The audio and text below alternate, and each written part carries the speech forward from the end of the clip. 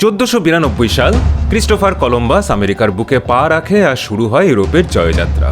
কয়েক শতাব্দী পেরিয়ে সাল 1956 যখন ফ্রান্স আর ব্রিটেন মিলে সুয়েজ খালকে দখল করার চেষ্টা করে ব্যর্থ হয়। সেই ঘটনার পর ইউরোপ বিশ্ব রাজনীতিতে সম্পূর্ণ গুরুত্বহীন হয়ে পড়ে। এই দুই সময়ের মধ্যে সারা পৃথিবীর 84% জমি আর 80% জনসংখ্যাকে ইউরোপ নিজের দখলে নিয়ে এসেছিল। ব্রিটেন, ফ্রান্স, স্পেন, পর্তুগাল এই সব দেশ তখন সারা বিশ্বকে নিয়ন্ত্রণ করেছে। বিশ্বের 46% সম্পদই তখন ছিল ইউরোপের দখলে। আর এই সম্পদের উৎস কী ছিল? ভারত বা আফ্রিকা অথবা দক্ষিণ আমেরিকা সহ সারা পৃথিবীতে ছড়িয়ে থাকা ইউরোপের উপনিবেশগুলো, আজ যাদেরকে আমরা বলি গ্লোবাল সাউথ। প্রায় 20 লক্ষ ভারতীয়কে কৃতদাস বানিয়ে চালান করা হয়েছে বিভিন্ন দেশে, যার মধ্যে ছিল ইউরোপ এবং আমেরিকা সহ ত্রিনিদাদ, গুয়েনার মতো ক্যারিবিয়ান দেশগুলো, এছাড়াও মরিশাস, দক্ষিণ আফ্রিকা, ফিজি ইত্যাদি। আর 1 কোটিরও বেশি আফ্রিকান নাগরিককে বিভিন্ন দেশে চালান করা হয়েছে কৃতদাস বানিয়ে।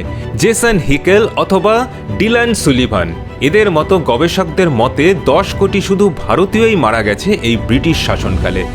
আমেরিকা, অস্ট্রেলিয়ার মতো মহাদেশগুলোর জনজাতিকে পুরোপুরি গণহত্যা চালিয়ে নির্মূল করে দেওয়া হয়েছিল। আর এই উপনিবেশের সমস্ত সম্পদ চালান করা হয়েছিল ইউরোপীয় দেশগুলোতে। 2025-এর অক্সফাম রিপোর্ট বলে শুধু ভারত থেকেই ব্রিটেন $64 ট্রিলিয়ন আত্মসাৎ করেছে, আর যা ইউরোপীয় ইউনিয়নের সম্মিলিত জিডিপির 3 গুণ। চীন নয়, 1914-তে প্রথম বিশ্বযুদ্ধের আগে জার্মানি ছিল পৃথিবীর ইন্ডাস্ট্রিয়াল হাব। ব্রিটেনের স্টিল ইন্ডাস্ট্রির প্রায় দ্বিগুণেরও বেশি উৎপাদন করত জার্মানির still industry. Chemical industry, electrical industry ছিল জার্মানির দখলে। অপরদিকে বিমান, মোটরগাড়ি ইত্যাদিতে ফ্রান্স ছিল সবার থেকে এগিয়ে। শিল্প, সংস্কৃতি, সিনেমা সব কিছুর কেন্দ্র ছিল ফ্রান্স। হলিউডের কথা তখন কেউ জানতও না। বেলে ওপেক অর্থাৎ স্বর্ণযুগ নামে অভিহিত করা হয়েছিল ফ্রান্সের এই সময়টাকে। প্যাথে ফ্রেরেস, গার্মন্ট এদের মতো প্রযোজকদের হাত ধরে বিশ্ব চলচ্চিত্রের 70%তেই আধিপত্য করত ফ্রান্সের স্টুডিওগুলো। এর পাশে লন্ডন হয়ে উঠেছিল বিশ্বের ফাইন্যান্সিয়াল ক্যাপিটাল। লন্ডন স্টক এক্সচেঞ্জের ভ্যালু ছিল 11 বিলিয়ন পাউন্ড, যা তখন ছিল নিউ ইয়র্ক স্টক এক্সচেঞ্জের থেকে অনেক অনেক গুণে বেশি। আর হ্যাঁ, ডলার নয়, পাউন্ড ছিল সারা পৃথিবীর রিজার্ভ কারেন্সি। মানে সারা পৃথিবীর বৈদেশিক বাণিজ্য তখন ডলার নয়, ব্রিটিশ পাউন্ডে হতো। ওয়ার্ল্ড ব্যাংক বা IMF নয়, যে কোনো আর্থিক সাহায্যের জন্য সারা পৃথিবী হাত পাতত ব্রিটেন বা ফ্রান্সের ব্যাংকগুলোর কাছে। আর সামরিকভাবে ব্রিটেনের নৌবাহিনী ছিল পৃথিবীর সবচেয়ে শক্তিশালী নৌবাহিনী, যা ছিল পরবর্তী দুটো দেশের সম্মিলিত নৌশক্তির থেকেও বেশি। তার পাশে আমেরিকার সামরিক শক্তির স্থান বিশ্বের প্রথম 10-এর মধ্যেই ছিল না। এমনকি পর্তুগালের মতো ছোট ইউরোপীয় দেশগুলো ছিল আমেরিকার থেকে এগিয়ে। কিন্তু 1914-এ এই ইউরোপ এমন একটা পথ বেছে নিল যাতে চির খেল ইউরোপের আধিপত্যের।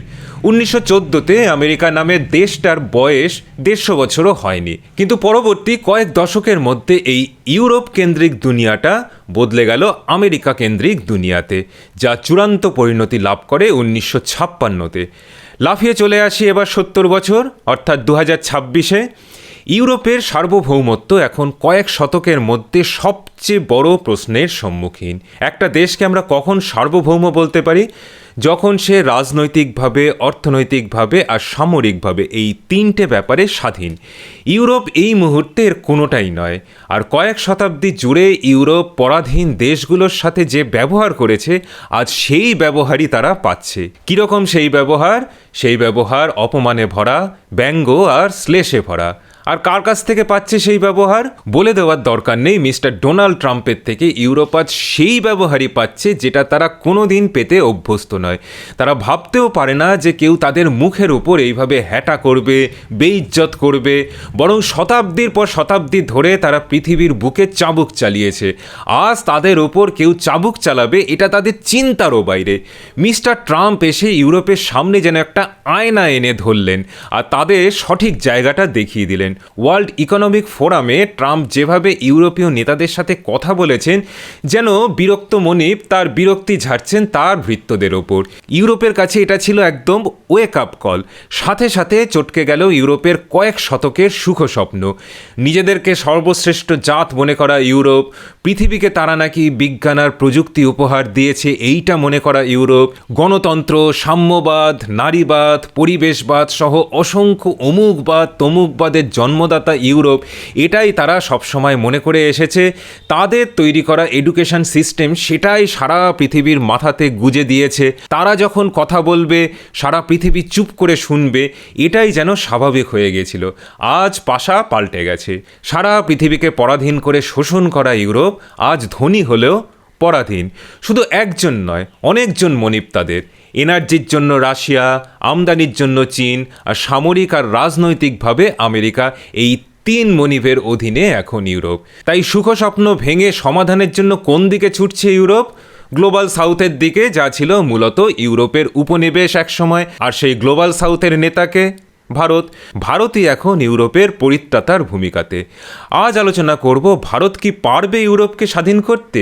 যেই ভারতকে একদিন ইউরোপ লুণ্ঠন করেছিল, যেই ভারতের বুকে গণহত্যা চালিয়েছিল, ভারতের স্বায়ত্তশাসনের দাবিকে খারিজ করে দিয়ে উইনস্টন চার্চিল বলেছিলেন যে ভারতবাসী স্বাধীন হবার যোগ্যই নয়, পরাধীনতাই ঠিক আছে ভারতের জন্য, এটাই উনি মনে করতেন। আজ জানতে ইচ্ছা করে যে উনি বেঁচে থাকলে কি বলতেন।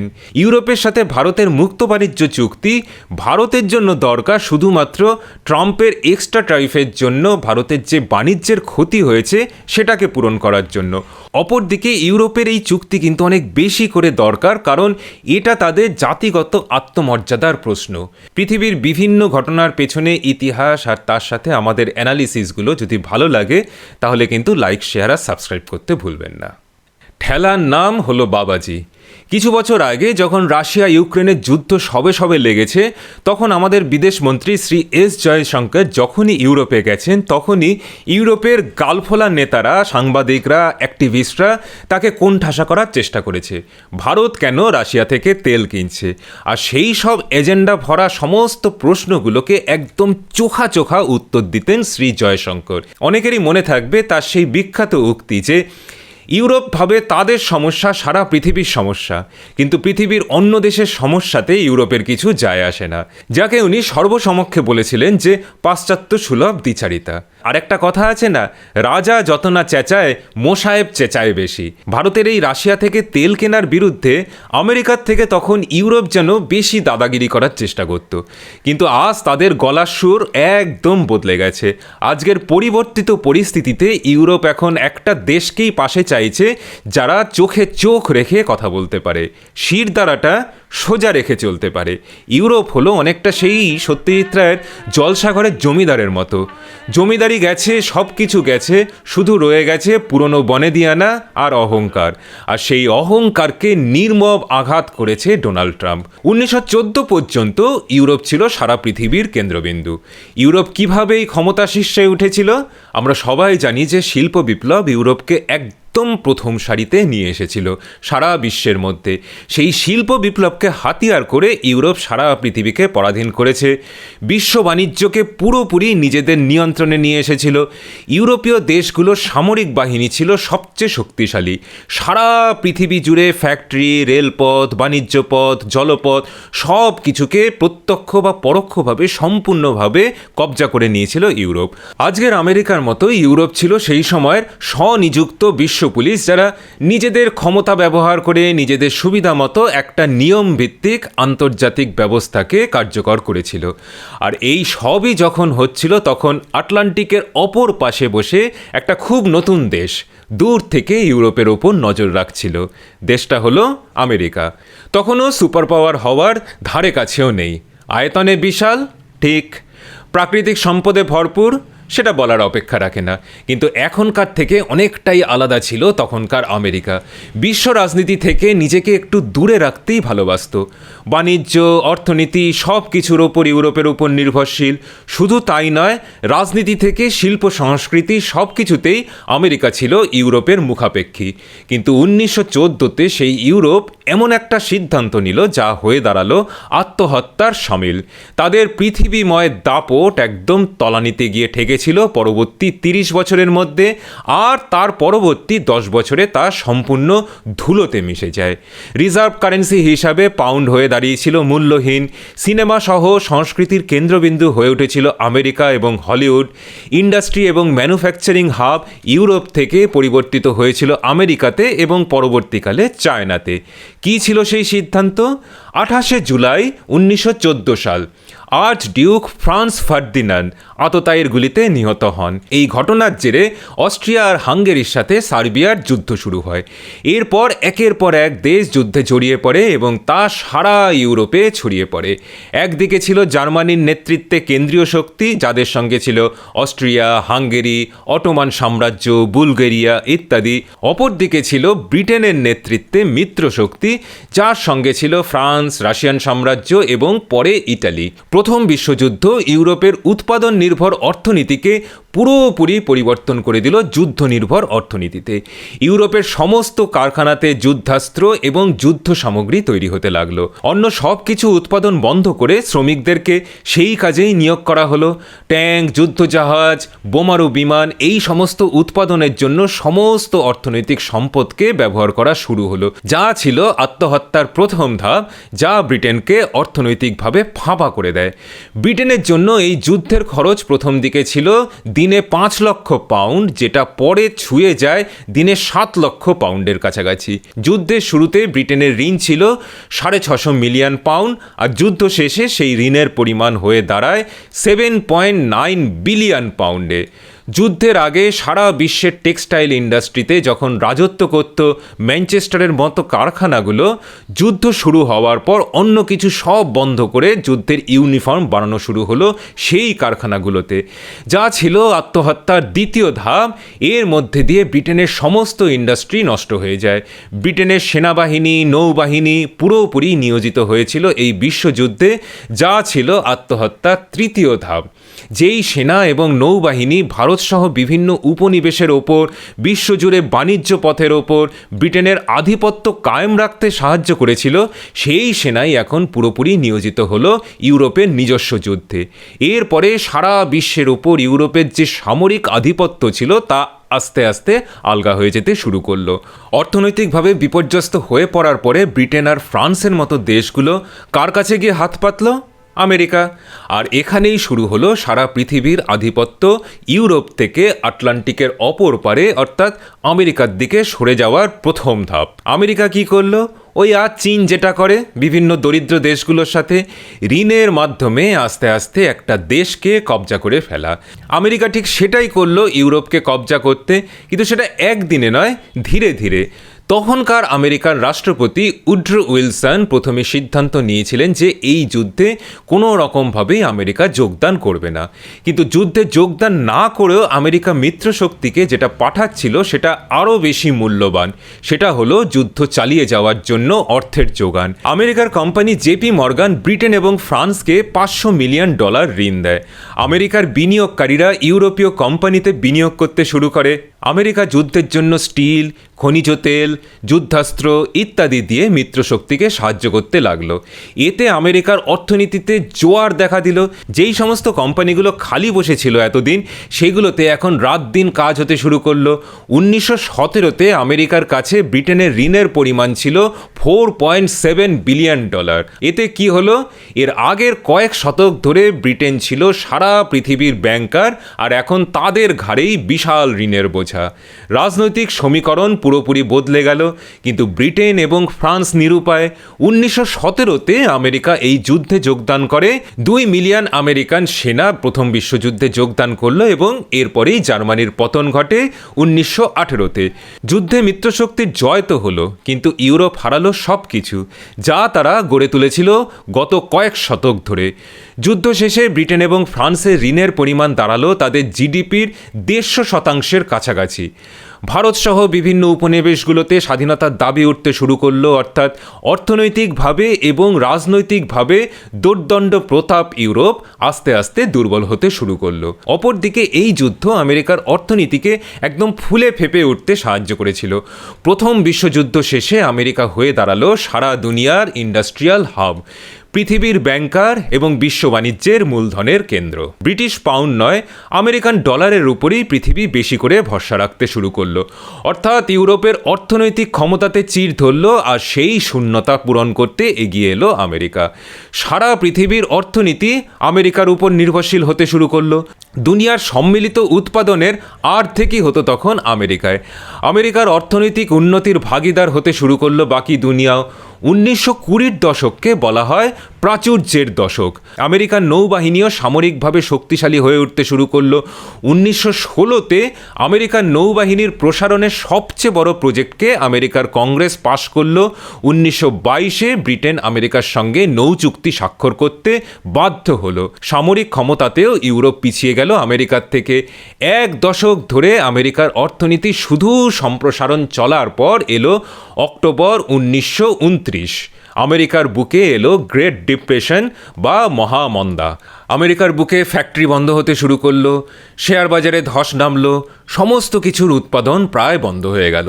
সারা বিশ্বের অর্থনীতিতে যা এক বিরূপ প্রভাব ফেললো। এই সময় আমেরিকার অর্থনীতিকে চাঙ্গা করবার জন্য দরকার ছিল আরেকটা বিশ্বযুদ্ধের, আর আশীর্বাদের মতো সেই কাজটাই করলো হচ্ছে জার্মানির অ্যাডলফ হিটলার।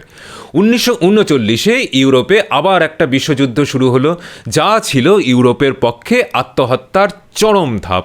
মে 1940 উইনস্টন চার্চিল ব্রিটেনের প্রাইম মিনিস্টার হন, আর তার পরের মাসেই ফ্রান্সের পতন ঘটে জার্মানির হাতে।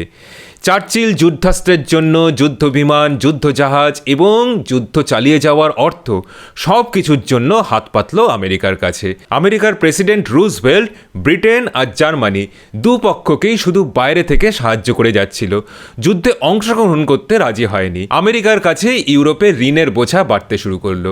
ব্রিটেনের সৈন্যঘাঁটি আমেরিকার অধীনে চলে গেল। ব্রিটেনের জমানো যত সোনা, তাদের প্রযুক্তি, বৈদেশিক সম্পদ সব কিছু আমেরিকাতে স্থানান্তরিত হতে শুরু করলো। অর্থাৎ শিল্প বিপ্লবের শুরু থেকে কয়েক শতক ধরে জমানো সমস্ত সম্পদ ব্রিটেন বাধ্য হলো আমেরিকার কাছে হস্তান্তর করতে। পরে আমেরিকা এই যুদ্ধে অংশগ্রহণ করে এবং জার্মানির পতন ঘটে। যুদ্ধ শেষে ফ্রান্স এবং ব্রিটেনের ঋণের বোঝা বেড়ে গিয়ে দাঁড়ালো তাদের জিডিপির 250% কাছাকাছি। বলতে গেলে যুদ্ধ শেষের ইউরোপ দাঁড়িয়েছিল এক অর্থনৈতিক ধ্বংসাবশেষের উপর। 1945-এ জোসেফ স্ট্যালিন আর ফ্র্যাঙ্কলিন রুজভেল্ট যুদ্ধ পরবর্তী ইউরোপের ভবিষ্যৎ নিয়ে আলোচনাতে বসেন। চার্চিল সেখানে উপস্থিত তো ছিলেন, কিন্তু তার উপস্থিতি একদমই গুরুত্বহীন ছিল। কারণটা খুব সহজ, অর্থনৈতিক, রাজনৈতিক আর সামরিকভাবে তখন ব্রিটেন সহ পুরো ইউরোপই গুরুত্বহীন হয়ে গেছে, আর সেই স্থানে এসে গেছে আমেরিকা। তবে গুরুত্ব হারানো আর সার্বভৌমত্ব হারানো দুটো আলাদা। দ্বিতীয় বিশ্বযুদ্ধের পর ইউরোপ গুরুত্ব হারিয়েছে, সার্বভৌমত্ব নয়। এর পরের দশকে এক এক করে শুরু হলো ইউরোপের সার্বভৌমত্ব হারিয়ে পরাধীন হওয়ার অধ্যায়। 1948-এ কার্যকর হলো মার্শাল প্ল্যান। আমেরিকার secretary of states George C মার্শালের নামে নামকরণ হয়েছিল। কি সেটা? ইউরোপীয় দেশগুলো আমেরিকার দ্বারস্থ হলো অর্থ সাহায্যের জন্য। ইউরোপের অর্থনীতিকে খাড়া করার জন্য আমেরিকা $13 বিলিয়ন অনুদান দেয়, যা আজকের দিনে মোটামুটি 137 বিলিয়নের মতো। কিন্তু এটা দানছত্র ছিল না। ঠিক হলো যে এরপর থেকে সমস্ত বৈদেশিক বাণিজ্যিক আদান প্রদান হবে ডলারে। ডলারই হবে রিজার্ভ কারেন্সি। ইউরোপীয় মুদ্রাগুলোকে আমেরিকান ডলারের মূল্যে বেঁধে দেওয়া হলো। IMF, ওয়ার্ল্ড ব্যাংক ইত্যাদি তৈরি হলো, যার হেডকোয়ার্টার হলো নিউ ইয়র্কে। শুরু হলো ইউরোপের অর্থনৈতিক পরাধীনতা। জার্মানি, ইটালি সহ বিভিন্ন দেশ যারা অক্ষশক্তির অধীনে ছিল, তাদের নিজস্ব সৈন্য রাখার ওপর নানা রকমের নিষেধাজ্ঞা জারি করা হলো। ব্রিটেন, ফ্রান্সের সৈন্য সৈন্যবাহিনীও পুরোপুরি সার্বভৌম থাকলো না। ইউরোপের বিভিন্ন দেশে আমেরিকার সৈন্য ঘাঁটি গড়ে উঠল, আমেরিকার নেতৃত্বাধীন সংস্থা ন্যাটো তৈরি হলো, অর্থাৎ সামরিকভাবে ইউরোপ সম্পূর্ণভাবে সার্বভৌমত্ব হারালো। বাকি রইল রাজনৈতিক পরাধীনতা, সেটাও সম্পূর্ণ হলো যখন 1956-তে ব্রিটেন, ফ্রান্স আর ইসরায়েল মিলে সুয়েজ খালকে দখল করার চেষ্টা করে। এই সুয়েজ খাল মিশরের রাজা নাসের রাষ্ট্রায়ত্ত করেছিল তার কিছুদিন আগে। ব্রিটেন, ফ্রান্স আর ইসরায়েলের এই প্রচেষ্টাকে আমেরিকা একদম ভালো চোখে দেখেনি। আমেরিকার রাষ্ট্রপতি আইজেনহাওয়ারের থেকে একটা ছোট্ট ধমকই কাজ দিয়েছিল। ব্রিটেন, ফ্রান্স সুরসুর করে পালিয়ে আসে, অর্থাৎ রাজনৈতিকভাবে ইউরোপ হয়ে গেল আমেরিকার মুখাপেক্ষী। তাহলে সবচেয়ে বড় প্রশ্ন হলো, ইউরোপ কি পারবে স্বাধীন হতে? সম্পূর্ণ নির্ভর করছে তাদের নিজেদের ওপর। তাদের মুক্ত হতে হবে মিথ্যে অহংকার থেকে। তারা সারা দুনিয়ার প্রভু এই ধারণা থেকে পুরোপুরি বেরিয়ে আসতে হবে। প্রায় অর্ধেক সহস্রাব্দ ধরে সারা পৃথিবীকে লুট করে ইউরোপ ধনী হয়েছে, পরিশ্রম করে নয়।